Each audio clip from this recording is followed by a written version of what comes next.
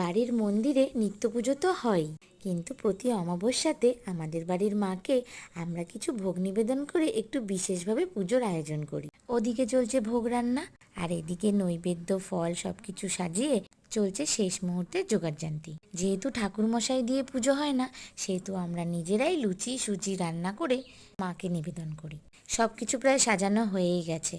পুজোর জোগাড় এবার সম্পূর্ণ হয়েছে এবং আমার মেয়েও ওর পিপির কোলে বসে আছে কখন পুজো শুরু হবে দেখার জন্য। ওই যে ছেলেটা, ওকে এক কথায় ঠাকুরের দাস বললেই চলে। খুব ভক্তি ভরে পুজো করে ও, তাই ওর আরাধনার মধ্যে দিয়েই আমাদের পুজো শুরু হয়। প্রথমে রাধা গোবিন্দকে ফুল নিবেদন করে আমাদের পুজো শুরু হলো, তারপরে এবার মায়ের পুজোর পালা। আমরা সবাই ভক্তি ভরে ওর পুজো দেখি এবং মায়ের আরাধনা করি। সকলকে ভালো রেখো মা, আর তুমিও ভালো থেকো। আমাদের বাড়ির পুজো যদি তোমাদের ভালো লাগে তাহলে নিশ্চয়ই লাইক কমেন্ট করো। Bye bye.